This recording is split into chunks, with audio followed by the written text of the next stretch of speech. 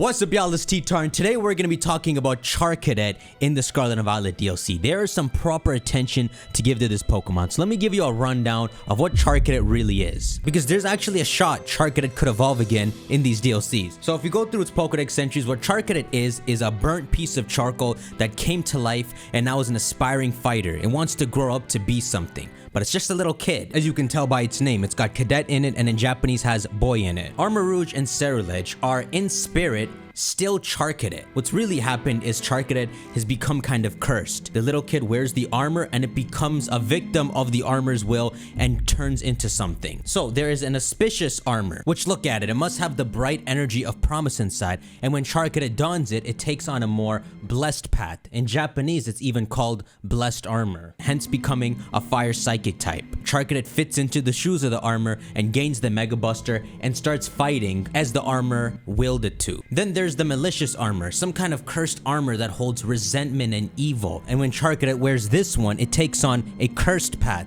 Its name in Japanese is even cursed armor. We have the blessed path and the cursed path. This whole setup with Charcadet shows that Charcadet is an influenceable Pokemon. It's a blank slate that enjoys fighting. And this brings me to the DLCs. There is a coincidence to Charcadet's two evolutions. Visually, they take on the two versions that they're exclusive to. You get the armor in Zappy Koko, and you can only get the auspicious armor in Scarlet, and it gives him a more scarlet appearance, and then the other armor in Violet, and that gives it a purple appearance. It almost sounds like if there was ever a third version to Scarlet and Violet, say a Pokemon Indigo, we would get a third one. But we do have a third version. The Teal Mask and the Indigo Disc are the third version.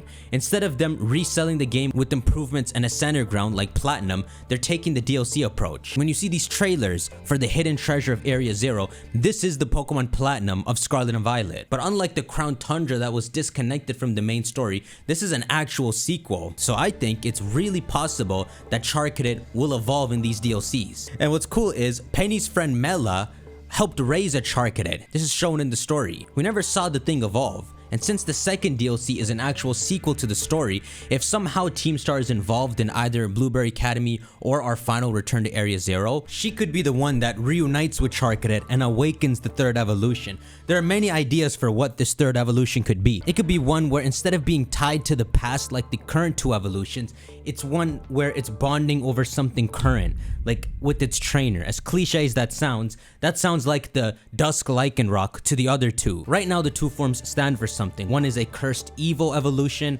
and one is a righteous blessed one. What could the middle ground be for a third one? It could be like the moral middle ground or be focused on love. Again, cliche, but like I said, whatever these armors are, it's shaped like a human was wearing it back then, and it's the human's evil or the human's righteousness that's left behind in the armor, and then Charcadet wears it and it evolves into it. Either a human or it's some ancient Charcadet related Pokemon that originated these armors, and that's why Charcadet can tap into it. The human idea makes a bit more sense, but to be tied to the past is a horrible thing. It's a common trope that being tied to the past is not good. So like I said, if this was a perfect evolution, one that shoots even further than the other two by bonding with something it holds precious in the current day, and it awakens this blue form, that would make a lot more sense. It could just be an empty armor you give it, and when it reaches max happiness, it's influenced by the trainer it loves this time, and instead of being assimilated by the wills in these armors, evolves into something it wants to. You can still see bits of Armarouge and Ceruledge in Charcadet.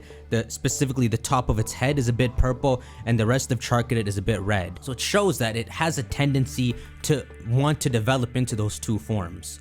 And there's no hints of some blue evolution, but perhaps that could be because it needs the curse broken, and only a trainer can bring out the bright true color inside Charcadet. Obviously, there's no guarantee this is gonna happen, but I think it'd be a huge missed opportunity if this is all there is to Charcadet's story. In fact, if you want to scrap this whole bond idea, where I'm just saying to get a third perfect evolution introduced, they could do something where they just, over the next 5-10 generations, introduce a new armor each gen, and then Charcadet would turn into this new dual-typed Eevee, where it's a fire type that wields different weapons when it evolves. There's so many weapons: a bow and arrow, spike ball, 2 swords, a giant axe. You could keep introducing these up to 18 different fire blank type Charcadet evolutions.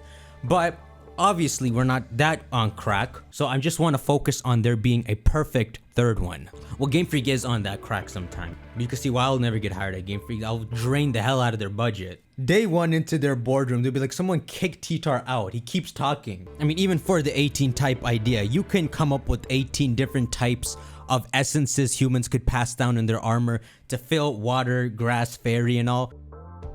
So obviously after making this video, I went and searched the internet to gather any cool ideas for Charcadet evolutions, and I'm gonna show you them right now. These are pretty cool. This makes you want it so bad. But even if we don't get it this gen, the fact that they evolved Galar Pokemon the next gen means when we hit Gen 10, they might revisit Charcadet then. So let me show you some cool ideas I found. So obviously our focus for this video is the perfect third evolution. Here's the first one. Holy crap, he has a giant axe. What's perfect about this is you can see the bits of green/blue. He's got a giant lion warhead on his right arm and a massive axe in the other arm. Hey, I'm so glad for this artwork. This is exactly what I'm talking about. And then here's another one. Kunite, like kunai and knight. So after donning this armor, it loses its freaking hands. Is its even legs connected? Oh, this is so cool. This is amazing. Look at all these different weapons. So this one would be throwing kunais. Oh, I gotta look for more. Whoa, here's one where it's donning white armor. Bro, if we go back to the 18 idea, you could freaking make the Power Rangers. That color scheme looks like the perfect one where it's bonding with its trainer. Whoa, okay, here's one where it's got a bow and arrow, but it's like a energy one. So it aims its bow and fires these energy blasts. You see, this one's like a mix of red and purple. Why Charcadet starting to look like the Tapus now? Ooh, look at this one. It's got blades on its wrists and roller blades on its feet. There's so many different weapons you can give this guy. This one's a fire fairy type where it has wings and its main weapon are like these javelin legs. Last thing I'll mention is I looked into the name of Mela's Charcadet and it's called Charlos in English and Bojiro in Japanese. And I just wanted to see if there are any hints that we could see in it. And Bojiro is the name of a family that lived in the Edo period in Japan. But what's interesting when I looked into them is they're like an aristocratic family. So next to nobility. So that would be a cool take for a third evolution. We got this samurai deadly killer. We got this mega blaster.